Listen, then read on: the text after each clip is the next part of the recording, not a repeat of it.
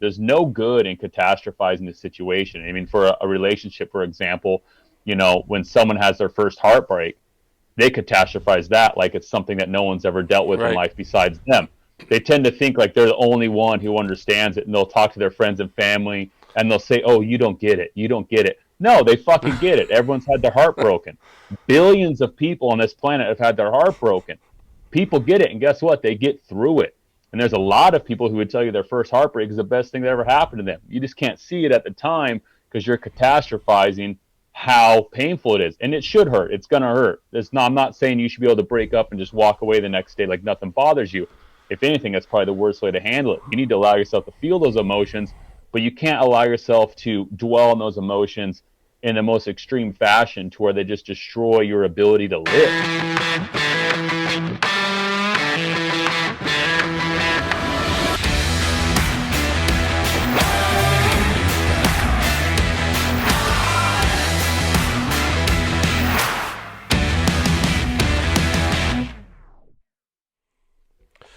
Anthony Moraldo, what's up, bro? We're back. So I want to start this episode with an interesting fact about me, something weird about me that I recognized yesterday. That I'm driving in my truck, and I dropped off Denny for basketball practice. I'm driving in my truck, and I had to blow my nose. I'm snotty right now. I have a ton of mucus. Great way to start the podcast, right? I blow my nose. And whenever you blow your nose, I look into the tissue, and I love blowing my nose. I recognize it's so fucking weird, but I really enjoy that. It's like very gratifying when you clean it out. All the snots come out, dude. Literally. So when we were like talking about this beforehand, I was like, "What's something weird I do? What's something weird I do?" And I was gonna say that I've blown my nose into my hand before. Have you? Like, that's disgusting. It's fucking gross. It's so gross. And I'm like, what do I do now? And now I got snot on my... That's just... It's terrible. So what do you do that's weird that you haven't told anybody about it that's really fucking out there?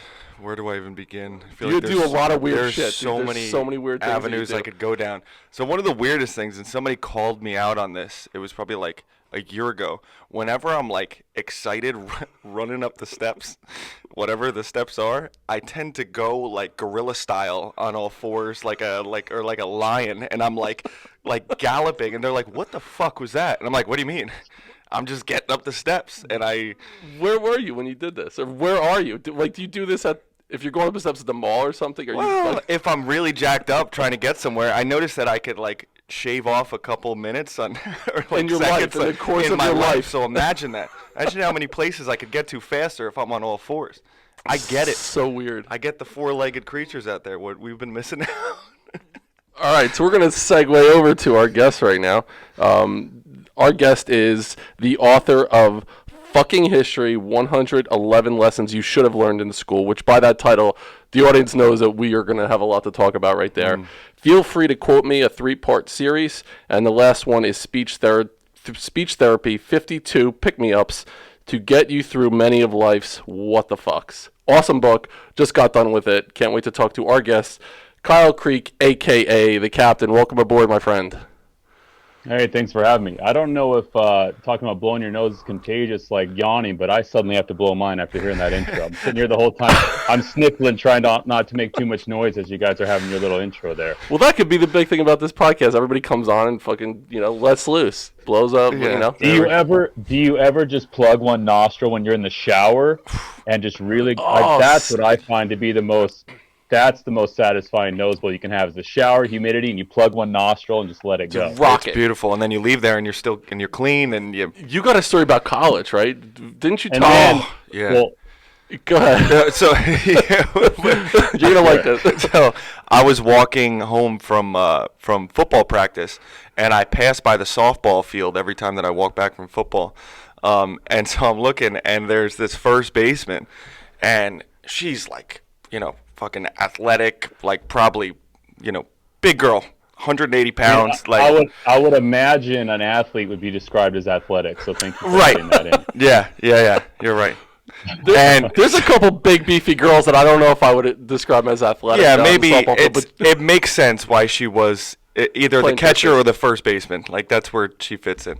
But anyway, so I'm walking past her, and I see her, and she's, like, cheering on everybody and getting going, and all of a sudden she just does one nostril, poof, and then the other nostril, poof, and just right in front of me, both cleaned them out. And I was like, oh, fuck. That was impressive. That was impressive. So did you get down on one knee right then and there, or did you wait? I can't believe we're not seeing her at Christmas dinner this year. I know. Surprise. So, yeah. Kyle, to that end, tell us something about yourself in that respect.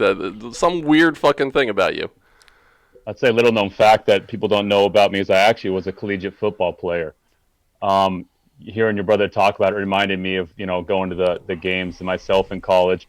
I quit about 2 weeks into the first season of college football because I decided I liked partying more than sports. I never really liked sports. It's something that was expected of me because I'm 6'6", I'm a bigger guy.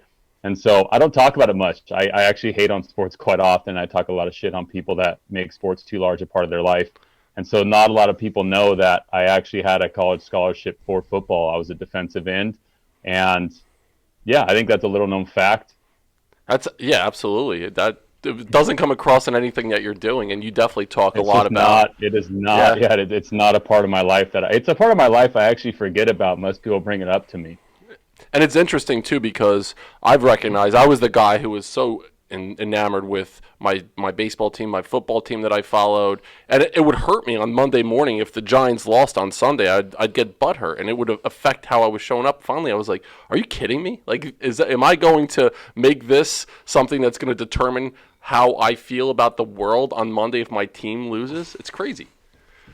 Yeah, I think it's an unfortunate attachment a lot of us have with stuff externally. I mean, I understand the entertainment aspect of sports. I still like to go to the bar and watch a game if my friends are watching it, but I couldn't care less about who wins or who loses. It's that whole idea of living vicariously through someone else's accomplishments that's always really turned me off towards cheering someone on in that aspect. If you can watch sports in a way that's just entertaining, you can enjoy the game and walk away from it, no matter what. I think that's a very healthy way to enjoy sports. But when you see these people naming their kids Dallas Cowboys and that kind of shit, that's just unhealthy. And I think that a lot of people cause themselves, like you said, suffering, and you'll ruin your day or you'll ruin your week over something that's completely out of your control. And that's really, what the book Speech Therapy was about, with all those different situations. And actually, your team losing is one of the chapters I included in there because it's such an attachment that a lot of people have, and one that's very powerful. I mean, if I bet on a game, I like to get in on some parlays with my buddies sometimes just because it makes it exciting to be there. That's about the only time I will pay enough attention to care. But other than that, I mean, sports are great. They're fun. I think being athletic and outdoors is awesome. I'm glad I played sports growing up as a kid. I think it taught me a lot of healthy competition. It taught me a lot of teamwork and things that, have benefited me as an adult. But for the most part, I am not a sports fan or anyone that I would consider even like an avid sports guy in the least. It's interesting too, the attachment, especially that I would say men have to that, living vicariously through their kids playing sports as well. You're a new dad right now, and you talk about it a lot. Like, your philosophy on life, your outlook, the way that you see everything has shifted after you have become a father. You actually put in the book, being a father is like being a farmer. You want to grow something and you don't want it to turn out gross, pretty much. So talk to us a little bit about just how that has impacted your mindset on life after you become a father. Being a dad is something I was never sure I wanted to be, in my earlier 30s, I kind of thought I'll be one of those guys that becomes a father when he's 50 after I've lived my life. But being a dad has been probably one of the greatest blessings, in the sense that it just opened my mind up to how much bullshit I was worrying about day to day. Having someone to worry about outside of yourself in that capacity, and also just the little things that you deal with as a parent, having your kid like shit on you or just spit up, or it really puts things into perspective, and all the drama and just the focus on, my relationships with my friends and stuff in ways that were unhealthy have just completely shifted to where I appreciate the times I have with people more. And I have so much less patience for the unnecessary stuff in life, like gossip and anything like that comes my way. It's like, I don't have time for this shit. And I was actually talking to my buddy about this last week. And he asked his mom, he's like, how come you never get anxiety? And his mom said to him, when you have kids, you just learn that different things matter. And I couldn't agree with that more. My anxiety, my stress, just the way I was hyper focused on my reputation or the way people thought of me had just completely changed to where if my kid's happy and well taken care of, I know my career is going to flourish. I know everything else is going to come into place. I related a lot to getting a dog. When I got a dog too, I think it kind of knocked me out of a lot of my OCD tendencies. I think when we're alone too long as individuals, it actually has a negative effect on us, where you get caught in these little routines, you get caught in these patterns of thinking, and to where anything outside of that, people see it as, something that prevents them from their ability to do absolutely nothing. People start to view all responsibility as something to be, avoided, and everyone wants to be able to cancel plans and stay at home and, protect their mental health. But really, I think by avoiding all that stuff, you're actually doing a detriment to your mental health. I think responsibility is good for you. I think having a pet that'll randomly destroy your shoe one day is good for you, because it teaches you just a bunch of coping skills. It teaches you how to deal with the way, life throws things at you sometimes. And I have buddies that are single. They've been single and they're in their 40s now, and they've been single for, 10 plus years. And I have a hard time being around some of them because they are so anal about so many dumb little things. It's like, man, you need a dog. You need something to come into your life and just fuck shit up to get you out of this mindset of trying to control everything that comes your way. Absolutely. You posted about it, or no, it's actually a chapter in your book actually about that the time that we spent alone during quarantine. You basically said, listen, this might happen again. And the worst thing is when we're alone and then we're looking at social media, we're scrolling through social media. That leads to this depressive state that we might go through as men. What was a lesson that you learned during that time as everything was locked down? You talked, okay, it was going to be 2 weeks and all of a sudden it's fucking a long time. What'd you learn about yourself during that time? So let me backtrack a bit. So 2019 was a very formative year for me, if anyone was following me at that time. Prior to that, I'd spent a couple years getting a little bit of notoriety on social media. I was actually working as a creative director for a lot of hospitality brands. And so I was traveling constantly. I was on a new flight every 1 or 2 days. I was always in a new city, constantly just staying at nice hotels, going out to bars, just really living the lifestyle I think a lot of young males think is like the epitome of this guy's, living the fucking life. And it just started to wear on me after a while, where I realized I'd lost touch with a lot of my friends. Because if I did see them, it was very quick. We'd get a couple beers, we'd get drunk, and we wouldn't have any deep conversations, and I'd be on to the next city I had to go to. Or I just got so tired of traveling alone, because for the most part, I'd travel alone. I'd show up, I'd have a meeting with my client, then I'd have a couple nights to kind of hang out. And I'd meet people. I'm a very social guy. I'd go out, I'd, ask people to meet me at bars and stuff, but I never really had like a real connection with anyone. And it just started to kick my ass after a while. And so I quit that job. I moved out of New York City and I moved to LA, and I thought, okay, this is going to be better for my health. I have some friends in LA. I can enjoy the outdoors a little more. My life's going to slow down a bit. And nothing really changed. I just started kind of yearning for the lifestyle that I felt like I left behind. And I just became incredibly, incredibly depressed. And to everyone else, it still seemed like I was living the life. I had just signed a major book deal with a major publisher. I was still traveling quite frequently, and I had a lot of freedom since I was no longer in that position. But I had no real purpose outside of my work, and my writing became something that I started to despise, because I was no longer writing about what I enjoyed. I was writing what I thought people wanted to read from me. And as a creative, I think that's probably the most detrimental thing you can do, is start performative creation as opposed to, writing what you feel is true. And so 2019 fucked me up. I wrote a post about mental health, telling everyone that I was in a bad place and I needed to take care of it. I had an outpouring of support. I took about a month off social media altogether, deleted all the apps from my phone. I went stone cold sober. I did nothing but read, do therapy, work out, hang out with my family. I moved back to Utah temporarily. And I got out of it in the fall, and I was feeling really good. I finished a new book. And then come 2020, I was ready to hit the ground running again. And then all this, obviously quarantine shit happened. And it forced me to go back into the place I thought I'd escaped. And so for the first part of quarantine, I became very depressed again. I felt like I'd just kind of overcome this giant, and now life was kneecapping me again. So for the first little bit, I kind of started to slip back into that self-pity state, and that fucked me up. That was probably the worst thing I could have done. And looking back on it now, it wasn't until I made the decision to make the most of it that it really changed for me. That's when I decided I was going to write another book.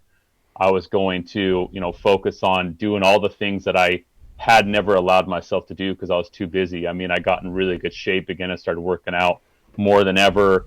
I focused a lot of my stuff just on my relationship. My girlfriend and I had actually broken up for 6 months when I went through my depressive episode, and I didn't think we were going to get back together. And we did, and then a couple months later, we found out she was pregnant. So it kind of all came full circle for me when I'd say I let go of control and I allowed life to kind of just throw things at me, but I made the most of what was thrown at me. And I'd say my career now is probably the best it's ever been. I don't travel as much as I used to. I don't party as much as I used to. My lifestyle online probably doesn't look nearly as badass as it did a couple years ago, but I'm in the best state I've ever been in. And I never thought at this age that I'd already be a dad with a dog and 2 cats living in Miami, Florida. I mean, I always figured I'd stay in New York for a while, or I figured I'd be in LA kind of living that nightlife bullshit writer lifestyle. But I'm glad the way things happened. And I honestly feel like quarantine did a lot of good for me. I think, there's a lot of stuff to talk about there, how it fucked up the world. But for me personally, I found a benefit in all of it. And I think it's Jim Carrey who said, for all those of you who think that being rich and famous is the absolute tits, that's the bomb to be, you should try it for a little bit and recognize we all go through the same shit. We all go through that self-doubt. We all go through that lack of confidence. We all go through that depressive state, and we're all human beings. I think it's Jim Carrey that said that. Yeah, I think the full quote he says, for everyone that thinks, being rich and famous is going to make you happy, I hope you achieve everything you want to see it's not the answer.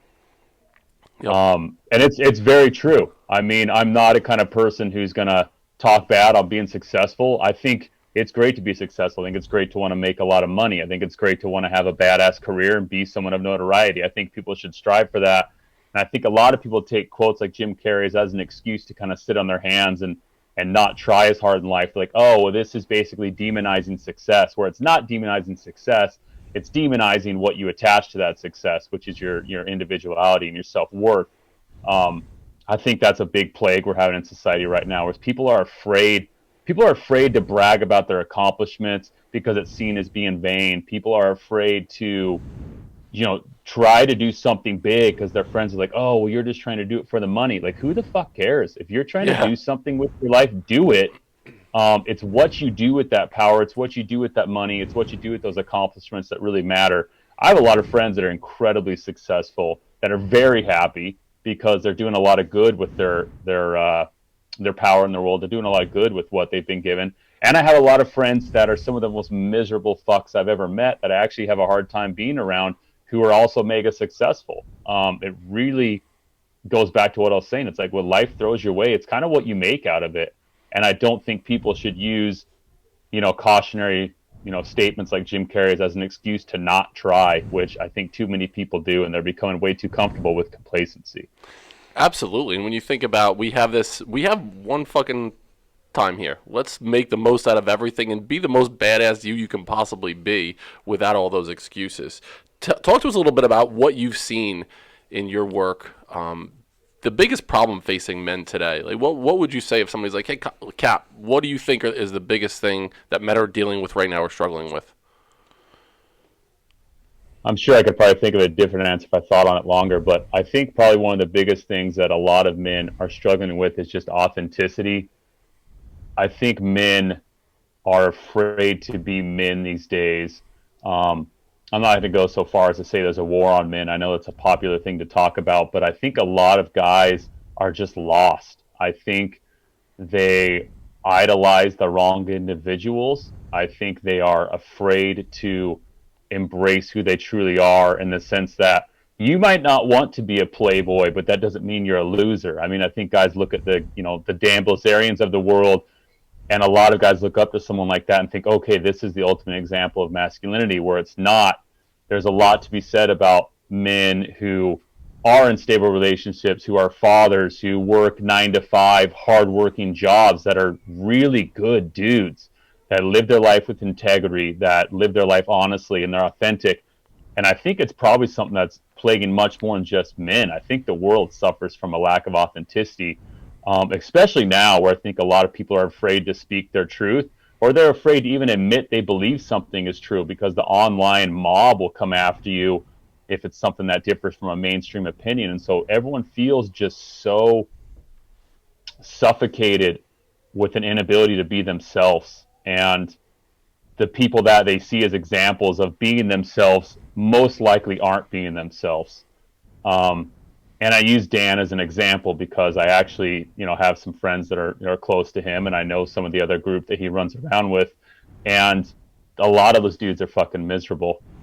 A lot of those guys are completely different in real life, and they're either actually very relaxed, chill, calm individuals, and they put out this persona that they're kind of like boisterous and badass, but they're actually very reserved, or they're just completely, the opposite of what they portray themselves to be, because they're trying to promote this lavish lifestyle as the way to happiness, or as the way to get you to buy into whatever they're selling.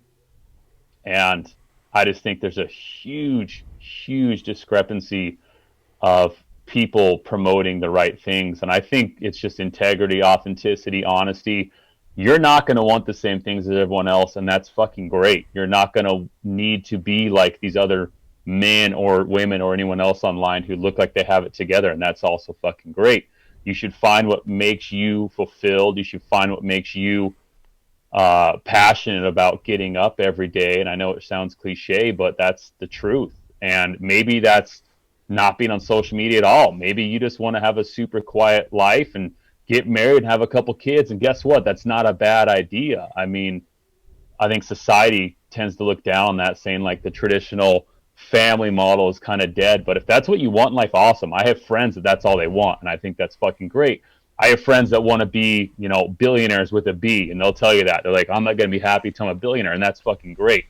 But as long as you're being authentic and pursuing what is you, I think that's the right way to live your life.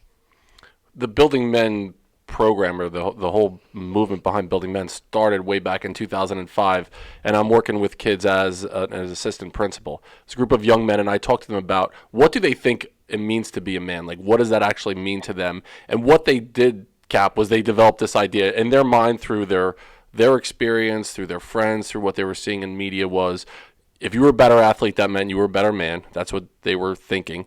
The more girls you bang, that means you're a better man.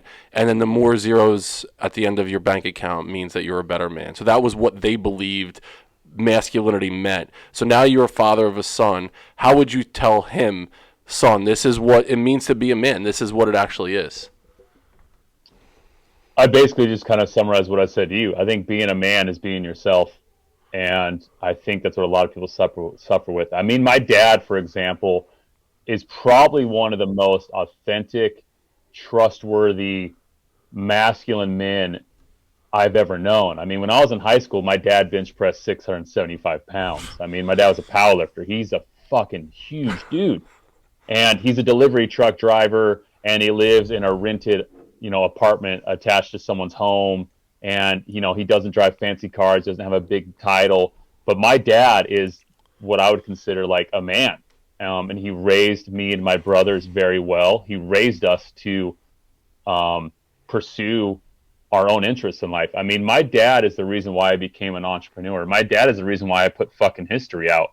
I was actually at a hotel in Washington, D.C. in the lobby waiting for my car to pick me up. And I was texting my dad, and I think it was, probably fall, around October time. And I said, I really want to put a book out of like a history book, but I don't think I have the time to do it. And my dad, for like 3 days, would just call me every morning and say, hey, have you started that book? Have you started that book? And he was just hounding me, saying, if you don't write that book, you're going to regret it. And so my dad's the reason why that first book came out.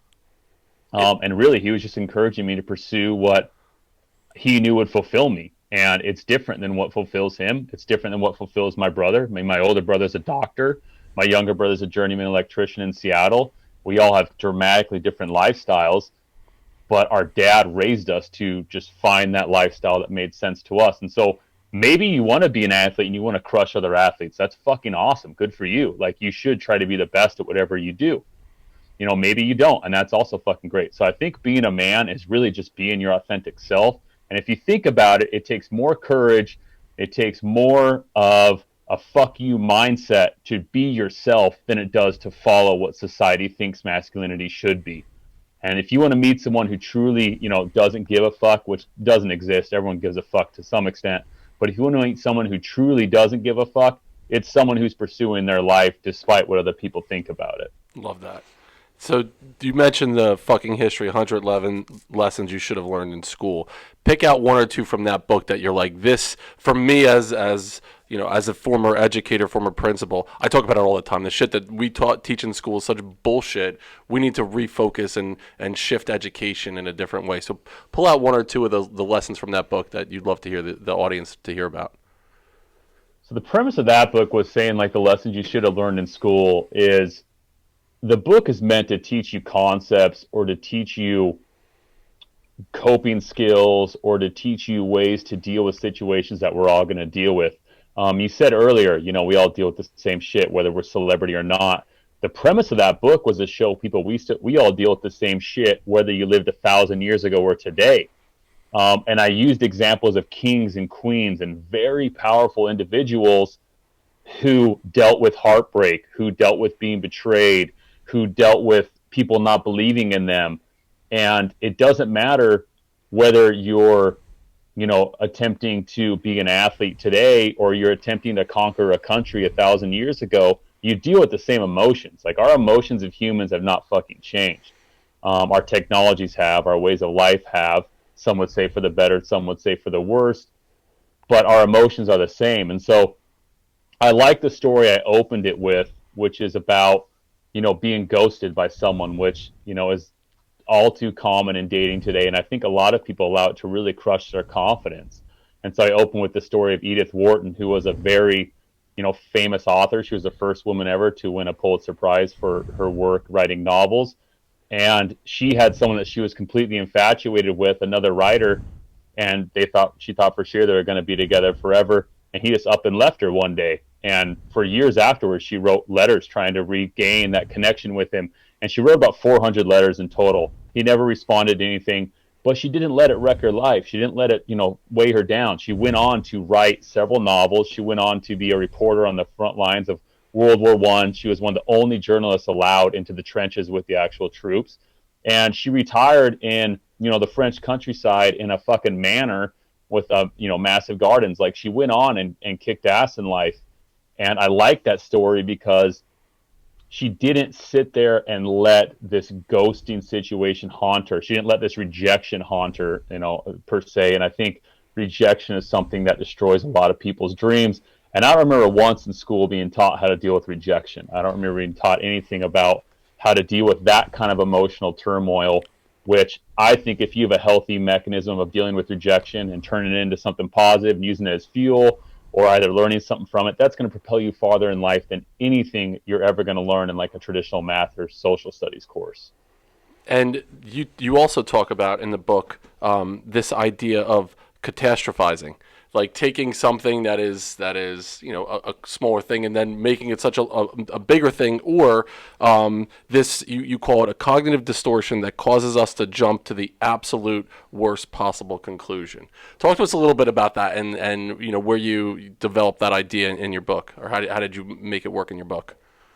Yeah, so this is in my new book, Speech Therapy, You're talking about, but I still do that. We all do this shit. I think it's natural. It's natural human tendency to look at the worst case scenario. You can just find a way to rein it in to where you're not doing it so often. But, you know, say for example, you lose your job. The first thing you're going to do when you lose your job is you start tallying all the things that's going to affect in your life. You start thinking, oh shit, how am I going to pay for this car? How am I going to pay for this house? If you have children, how am I going to take care of them? Which is normal. You should kind of go through a checklist of things. That's kind of how you assess the situation. But we do that again and again and again. And we'll do it for days on end.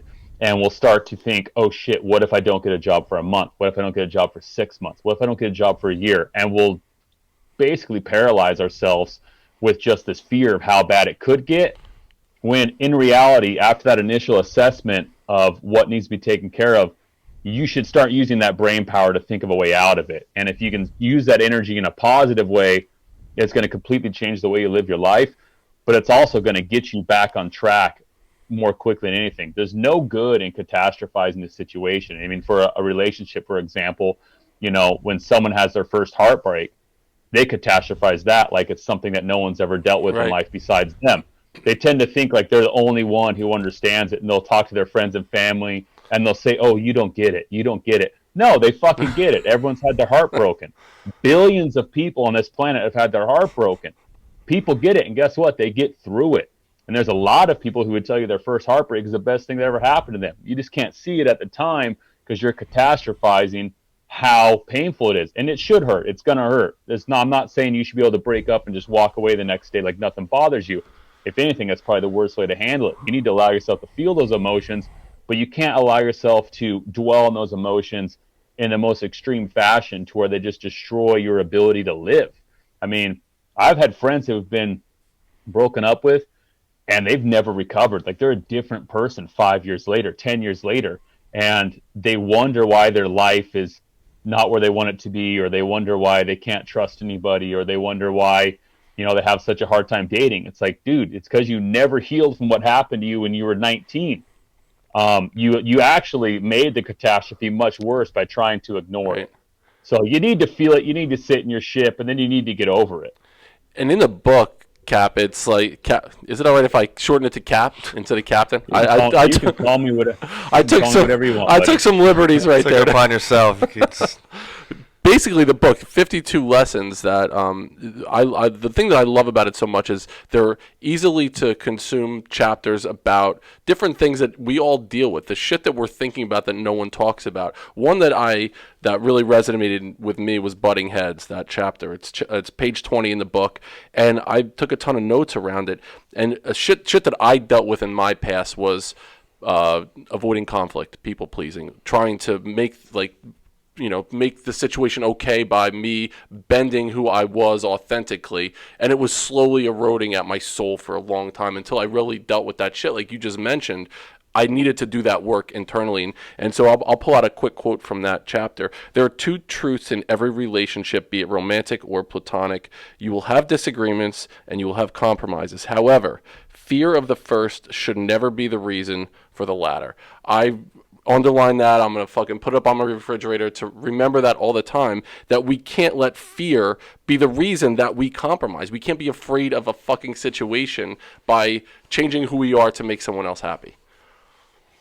This kind of goes back to what I've been saying all along. I think inauthenticity is the biggest problem plaguing men or just society in general these days. And that's exactly what that quote is about. I mean, if you're afraid to be yourself, you're never going to be happy in that relationship because that person doesn't even know the real you.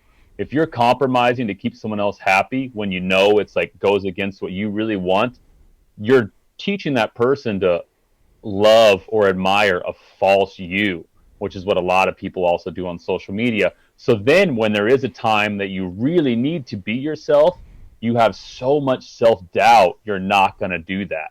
And that's what's happening on social media. That's what happens in relationships. That's what happens at jobs. We compromise ourselves so much that when we need to be ourselves or we need to have that courage to actually step up, we don't do it. And that's when you make the really critical mistakes, the stuff that you look back on and go, damn, that fucked my life up. I'd go so far as to say the majority of the problems I've ever had in my life, and in probably most people's lives, are due to bad communication. It's either you being afraid to say what you really think, or it's you being afraid to accept what someone else really thinks.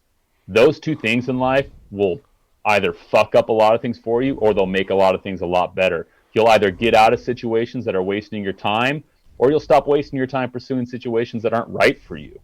And so, like, I mean, I'm sorry to, kind of become like a broken record at this point, but that inauthenticity that's going on right now is the major issue in society. Totally agree, and that's not that we wanted to beat a dead horse with it, but that's such a powerful point in everything that you're talking about, is being okay with being you, letting the world see who the fuck you are, and not being ashamed of it. You put out a post a while back. You're fishing, Your fucking pants are around your ankles, and it's the 35 lessons you learned in your 35 years. And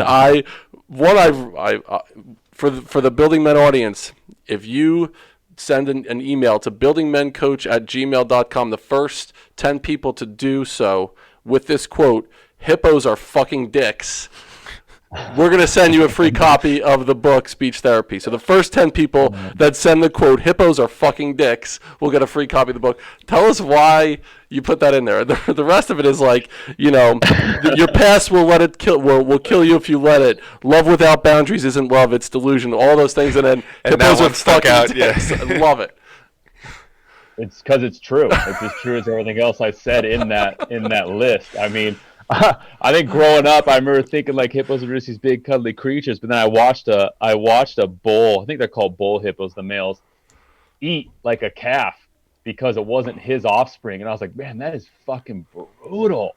And I just think it's something more people should know. I mean, my first stuffed animal that I can remember as a kid was a big plush hippo. I actually remember this vividly, that I had this big plush hippo in my bed, which it seems odd to have a fucking predator that's that ruthless raise your child. And so I just feel like throwing it in there because I don't think enough people know how brutal the animal kingdom is. And also it was kind of just a reminder that nature's fucked up. I mean, if you follow that Nature is Metal page on Instagram, I'm fascinated with that stuff. I grew up in Utah. I grew up, catching rattlesnakes. I grew up, chasing God knows what through the woods. Me and my brothers and our friends, we'd take our 22s or we'd borrow one of our dad's revolvers and we'd just trape off into the woods and get into all sorts of stuff. And so I've always been fascinated with nature. I love the animalistic, part of life. And so that's why I threw it in there. It's true. And it just kind of, appeals to my passion for wildlife. I love when people talk about like, we need to be more like animals. I was like, oh, okay, so we just rape and kill everything all the time. I'm like, I don't. You want to talk about what's crazy is people that like to always say, we're no better than chimpanzees, or they use chimpanzees as like examples for all sorts of things. Chimpanzees are fucking mean. Those are some of the most brutal creatures. I watched a video, and they're intelligent as all hell too. I watched a video of a bunch of chimpanzees hunting spider monkeys. And so they basically have a bunch of chimps at one end of the forest. They have a large chimp act as a flusher, and he'll scare the spider monkeys down to where all the other chimps are hiding. And they just catch these things and start ripping them apart and eating them like chicken wings. Jeez. And it's like their way of just having like a treat or some sport. And if you've never seen a chimpanzee tear another monkey in half and eat it raw, you have no idea how fucked up the animal kingdom is. And then on top of that, male chimps, when they come over and take over a previous alpha male's territory, they'll do similar things that hippos do. Like if there's offspring that isn't theirs, they'll literally pull that offspring right off the mom and they'll eat it. That's fucked up. And so people that are like, oh, we're no better than chimps. Like, no, we're better than chimps. Trust me, dude. There's people that still do fucked up shit like that. I mean, Jeffrey Dahmer and guys like that exist. But for the most part, we don't need to be more like animals. They're very fucking brutal. And if we lived our life that way, there'd be a lot more people claiming that society is out of whack. I mean, people talk about, being offended by words or being offended by these little dumb things online these days. It's like, God, 200 years ago, you would take your kid to go watch a public beheading in the town square, and that was like entertainment. The world hundreds of years ago is so much more brutal than it is now. We have different things we deal with, emotionally. I think emotionally, we're probably in a worse place than we were. But as far as like physically and just the way we live in general, the world is so much more fucked up in the past. 100%. Yeah. Would you rather be stuck in a room with a hippo or 3 chimpanzees? A hippo. Hippo. I've used because the thing about chimpanzees too is I've actually done a lot of research, and I've got there's a couple years I got really into this, looking at like what chimpanzees would do. But they're so intelligent, they know if they attack you, the 3 areas they're going to go after first is they're going to go after your eyes. And so they gouge your eyes out. They bite your fingers off because they know these are weapons. And they rip off your genitalia.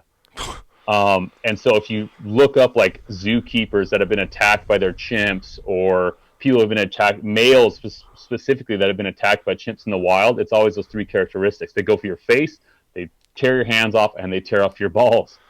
If you have 3 animals all trying to do that one thing to you that are 10 times stronger than you for body weight, you're fucking done, man. I feel like a hippo, if I could shuck and dive one good time, I feel like I could get out the door.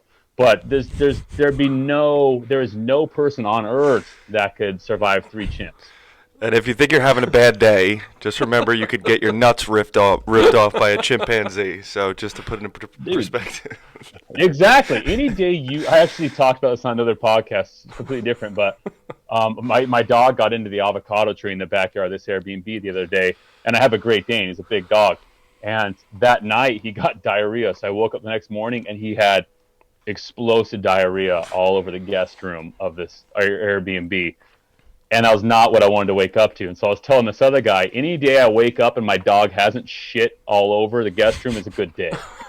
So I think the same applies to that. Any day you wake up and you still have your dick and balls intact because you haven't interacted with the chimp, I think you should take that as a positive and take that momentum and carry it into your day. It's a win. And that might be the name of this episode. Why fucking not, right? Any day you wake up with your dick and your balls and you haven't been attacked by the chimp, let's fucking go. We're winning right there. So tell us where you got the nickname from. Where did the captain come from? So a lot of people ask me this. I don't answer it too often because it's kind of a long story. But in my early 20s, actually, it's not a long story. In my early 20s, I was pretty rowdy. I don't know why. I had a chip on my shoulder, and when I went out to bars, I went to bars with the intention of getting kicked out of that bar. And it was fun for a lot of friends around me. I had a lot of fun at the same time. But my friends just started calling me the captain because they said going out with me was like getting on a ship and waiting for it to sink. Like you were kind of stuck on that boat and you just waited for Kyle to run it into an iceberg. And I hate to live up to my name Kyle as much as I did in my early 20s, but I was a rowdy dude and I had a lot of things to work out, and I'm glad that I kind of went through that.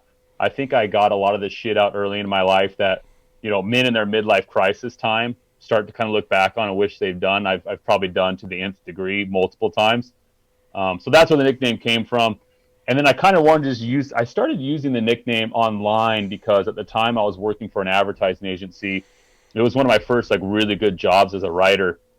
And I'd always tried to make money as a writer. I actually lived at home till I was 26 because I couldn't find a job that supported me enough to live out on my own. I was tour managing bands, and so I'd go on tour, and I came back, and I would just crash in. My parents had like an apartment attached to their house. I would live there when I wasn't out, and I got my first job as a writer, and I just really did not want to fuck it up. I was so stoked that someone was finally paying me enough that I could have a truck and an apartment, money to travel through my written word, that I used the captain online because I was paranoid someone would find out that Kyle Creek was the one saying like these controversial statements.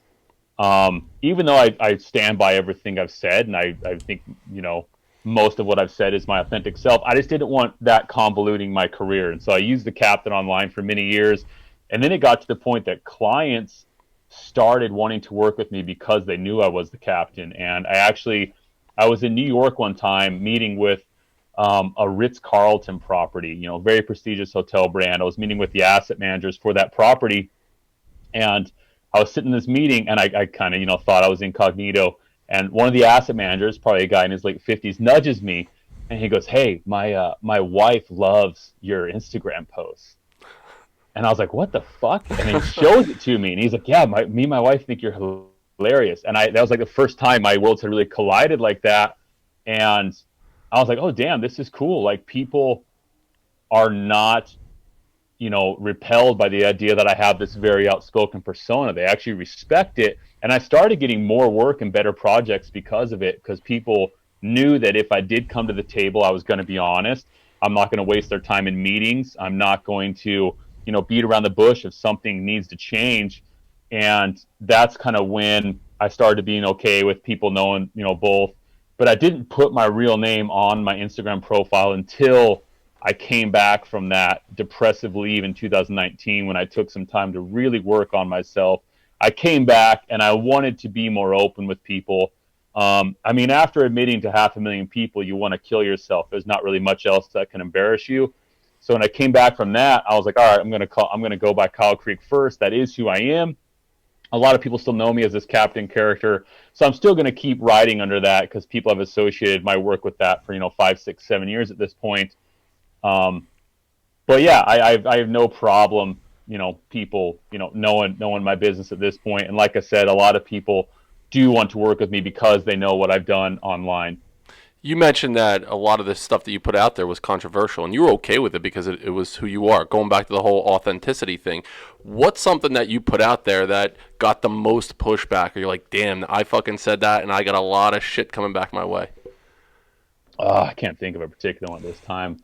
A few times I've said stuff where people have kind of attempted to start a little rally to cancel me online. It never really goes far because, for one, I don't feed it. I think a lot of times when people are afraid they're going to be accused of something they're not, they step back too much and they allow that narrative to take over, and they allow it to start to consume them rather than be like, nip it in the bud and be like, no, this is what I said and this is why I stand by that. If you're willing to stand up for yourself from the get-go, a lot of people will respect that and they'll actually understand why you did what you did. And so for people that are afraid to speak out online or say what they really think about a situation for fear they're going to get some blowback, you're going to get blowback anytime you say something controversial. Just make sure what you're saying is truthful enough that you're willing to stand by those controversial statements. Don't just say stuff to try and get a reaction, or don't just say stuff because your friends are saying it. Say stuff that you believe in, and when people attack you for it, it's going to be upsetting the first few times it happens, but after a while you're like, damn right, this is what I said, and here's why I said it. And if you disagree with it, that's awesome, but this is me, this is my life, and this is what I want to say. And you see people that do that. I think a lot of people have a lot of respect for Dave Chappelle in particular because he does this. And people have never been able to successfully cancel his career no matter what he says because, for one, he knows what he's saying is a joke, or he knows why he's saying it, but he doesn't give up on himself. He doubles down. He stands by what he does. He's like, listen, I'm a comedian. This is why you guys listen to me in the first place. And he doesn't go anywhere. And I think, Joe Rogan does the same thing. Joe Rogan's not afraid to, stick to his guns when he says something. And that's why those guys have careers that continue on, is because they are being themselves. Dave Chappelle is not saying shit that he doesn't think is not funny. He thinks it's funny. He's willing to say it, and that's why he's willing to stick behind it. Joe Rogan believes what he believes. He's willing to say it, and he's willing to stick by it. And so when it comes down to people who have tried to throw that stuff back at me, the only time I've ever second guessed myself is when I've thought on it longer to be like, you know what? That probably isn't as accurate as I would have liked to portray it, because now I'm having a hard time defending it. And that makes you feel guilty, and that'll give you the self-doubt, but also at the same time, it just serves as a reminder to me to be like, listen, I have a huge platform. I owe it to myself and others to say what I think. So if stuff like this does happen, it's just better for everyone. I'm willing to stand by it, and what I'm saying is something that I truthfully believe. And in regards to controversy, all those fucking hippo lovers out there, you can suck a bowl of dicks. Yeah, fuck you. Yeah, all that fucking controversy you don't need your around kind that. out here. I don't think it's possible to suck an entire bowl of dicks. You could definitely eat them, but sucking them is a lot All of at the chest. same time. From experience, it's not possible. He's correct. I can see why you left elementary education. I was actually in middle school. It's more of a middle school joke, the bowl of dicks, right? I could still see why you had to leave your vice principal job. So talk to us a little bit about your process for writing. I'm fascinated with, do you have your specific routine when you are in that creative mode to get something out on paper? What do you go through? For years, I didn't have a routine. I actually wrote about this morning, and on my Instagram. I prided myself on not having a routine. I thought that's what made me more creative. I would take notes. I have a note app on my phone, and whenever I see something that I think I can make a relation between, similar to what a comedian would do, I'll make a note to work on that later. A lot of my tweets, for the most part, I just fire them off in the moment. I'll be driving. If I have something hit me, I'll pull over and I'll type it out before I lose that thought. So a lot of that stuff spur of the moment. As far as my books, my writing process for those has changed from book to book. My history books, I wrote very slowly, where I do a little piece at a time, because I had to do a lot of research to make sure like what I was portraying was, accurate. I'd have to fact check through multiple sources. But with my speech therapy book, I was so in the mindset. I think I busted the first draft of that out in about 3 weeks. Um, and I wrote every night for about 6 to 7 hours, every night for about 3 weeks straight. And then from there, it took about another month doing 3 to 4 hours a night of editing to really refine it. And so that book was really compressed and tight. But I prefer to write at night. I used to prefer to write in the morning, but now with like having a dad and being a dad and having a dog, it's easy for me to get up, get all my family duties done, go to the gym, get all my emails and like my work stuff done. And once I have everything off my plate that way, and I know the rest of the day is mine to do what I want to do with, I can put in headphones and I can really get to work writing. So I don't have like a super regimen and routine that some writers do. There's like the Japanese author Haruko Murakami, who gets up at 6 a.m. and he runs a half marathon, then he writes for 4 hours, then he has tea with his wife, and then he writes for 4 more hours, then he runs another half marathon, and he does that. It's intensely ridiculous, and he does it for like 90 days straight. His writing routine is just, it's ape shit. I mean, any writer, if you Google like Haruko Murakami writing routine, I don't think he runs 2 half marathons any day, but I know he runs at least one. He's incredibly regimented, and I think a lot of that just kind of comes down to his culture, being raised in that Japanese culture of just like that hyper focus. But then there's other writers that I think are probably very loose with it. I think the perception is a lot of writers like to write drunk, which I think is actually something that just society has romanticized. I have done that quite a few times, but I wake up and it's usually garbage. Even like Ernest Hemingway, who people tend to think is like the godfather of drunk writing, he would write early in the morning. He would get up and he would write early in the morning, and he'd be done by lunchtime. And then he'd get drunk and do his, Ernest Hemingway lifestyle. But he was still a guy that was pretty focused and regimented in his work. So yeah, I think there's a lot of variety. I think you just find it works for you as a creative. Likewise with like a painter. But mine's changed from book to book. I'm going to start another book here pretty soon, and that routine's going to be differently just based on how the book's going to come together. I know I'm going to have to do a different routine for that one as well. What's the premise of the new one? I'm not going to tell you that. All right. It's to be like a special building men secret right there. You mentioned your father was your hero. You basically talked about this pillar of masculinity in your life and how you saw him as this really masculine man. How about an author that was an influence to you? The way Mark that they Twain. wrote. Mark Twain is your guy.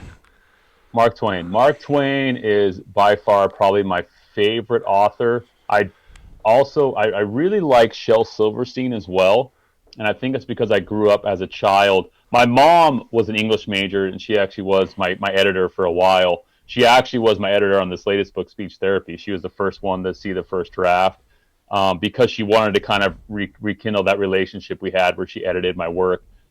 She had just told me at one point my work had gotten too profane for her to read. But I think she's worked past whatever hiccups she had there, and she was willing to edit this last book for me. But she loved Mark Twain growing up, and so I grew up reading a lot of Mark Twain. My mom encouraged me to read a lot, and when we were kids, we had what we called this like world map. My mom put up in her bedroom, and she would reward us with travels around the world based on how many pages we read. So like if you wanted to travel from, United States to Australia, for example, you'd have to read like 10,000 pages or something. It probably wasn't that much, but it was just a way as us kids to like feel like we were getting something out of our work. And then on top of that, if we read, we wouldn't have to do chores. So it was like you can either mow the lawn for $4 for your allowance, or you can read a book for $4. And I always chose the reading route. There was one summer I bet I read, 3 dozen books between, the school year starting. And that was probably in like 7th or 8th, now it's probably like 4th or 5th grade, actually. And I was just cranking books out because I didn't want to do chores. So I read a lot of Mark Twain. I've always respected how honest he is.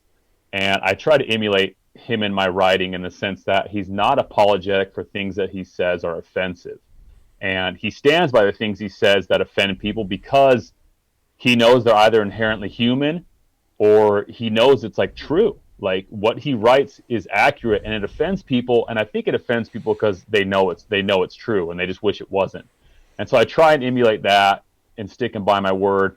And I mean, he's also what many consider the first stand-up comedian. So he had a lot of wit. He had a lot of clever ways of looking at the world. And then I like Shel Silverstein, and you can actually see Shel's influence in my books. That's where I got the idea for the real simple line art illustrations. Because Shel Silverstein had a way of communicating very complex human emotions or very complex situations in very artful, simplistic ways. And so as a kid, I remember reading, like The Giving Tree or The Missing Piece or Where the Sidewalk Ends, like all his collections of poems. And if you read them now as an adult, you realize how much life lessons were actually in those. But as a kid, they just entertained you. And so I was trying to bridge that gap with my work to have it be a little more deep and longer form, but entertaining enough. And you already, you hit on that earlier. They're like short, digestible chapters. And I did that on purpose because a lot of self-help books, and I've read a lot of them myself, either in research or just out of curiosity, they're so fucking heavy and there's so much information, you can't enact any of it. There's just too much. And you're almost like, it's like paralysis by analysis. Like there's just so much going on in the book. You either don't finish it or you don't apply any of it. And that's why books like The Four Agreements are also very popular, because that's a book you can read in a weekend and you can apply that stuff instantly. Don Miguel Ruiz wrote that book in a very digestible fashion. And so I kind of like had all these different influences and I wanted to do something similar. And I like the chapter format I have because you can always return to those chapters in the moment. Like if you lose your fucking keys and before you look, you turn to that chapter and read the chapter about finding something you've lost, I guarantee you're going to be better off because of it. Or if like someone breaks up with you and before you go out with your friends and start taking shots of Fireball and acting like an asshole, acting like you don't feel a heartbreak, if you read that chapter about being broken up with, it will help you. But also, you can read it all at once and then try and think back on it. But I like that it's a book you can constantly return to. It's a book you can pick up and put down. I don't even remember the question you asked. I went off on a tangent, but it was about an author that really influenced you, and The Giving Tree too. I challenge you not to read that and get misty-eyed. That book always gets me. The Giving Tree, absolutely. Fantastic. I love Shel Silverstein. I actually went back and repurchased a lot of his books lately because they're either at my parents' house now or I just kind of forgotten how much work he'd put out there. But yeah, he's a stud. Shel's a good dude. You even have a chapter about, all right, you got some fucking nudes out there. You send a nude to someone, nude picture, and it's out there. How many times, brother, has that happened to you, right? Oh, boy. I just sent you one this morning just to be like, hey, how you doing? So Happy Friday. Happy Friday. Here we go. So that's another one of those things. Any day you wake up and your brother doesn't send you a dick pic, it's a good day. So we got a nice list. We're constructing a nice list here. Absolutely. Hey, no chimpanzees in my bedroom this morning. Nope. Amazing. No brother dick pics. I would love to know about you mentioned your mom is editing the books. You talked about your dad. Has there been an instance in your life where you put something out there where it caused a rift in a relationship with a friend, a family member by something that you wrote? Not that I know of. Not that's been brought to my attention. I'm sure it's happened. I actually, have written quite a bit of stuff about people in the moment. So if any of my friends, are keen enough to be like, damn, we just talked about that yesterday and he's tweeting this, there's a good chance I'm tweeting about our situation. But I think most of my friends and most of my family know I'm pretty blunt and honest and straightforward. And so I've never written anything about someone that I wouldn't have as a conversation with them in person. So I can't think of a situation that's happened to me, or if it has, no one's really voiced it to me. So before we end the episode, Anthony, open up for any last questions. Yeah, so we like to end all these podcasts with what would be one piece of advice you can give to the people listening to this that they could start tomorrow if they wanted to? Get comfortable being yourself. Get comfortable being yourself online. Get comfortable being yourself in your profession, in your relationships. It's going to take time. It's one of those things that you kind of have to acquire a taste for, similar to like drinking wine. Like I hated wine at first, but after a while I started to really appreciate it. And it's going to be the same with putting yourself out there. It's going to feel uncomfortable. You're going to question yourself a lot. But then when there are times that you really need to stand up for yourself, you're not going to second guess yourself. You're going to be prepped for it. And those are the decisions that are going to dramatically affect your life. When you're hit with a hard choice of whether to get divorced or not, or you're hit with the hard choice of moving across the country, you're going to have such a built up repository of positive experiences from when you've bet on yourself that you're going to be able to do it when it really matters. And so, again, we're talking about beating a dead horse. That's what I see the big issue with, is a lot of people are just afraid to be them, pursue what they want to pursue. Who cares what other people think about it? It might not be the lifestyle that others want, but it doesn't mean your lifestyle is the wrong choice. You're going to have friends that are going to give you advice because their wants and needs are different than yours. Like, your friends might tell you, oh, no, you should take that job, or, oh, no, you shouldn't get in that relationship, because guess what? They themselves probably wouldn't, and that's fine. It doesn't mean their advice is the right advice for you. So you got to really get comfortable, doing that. And it takes time, but start with little things.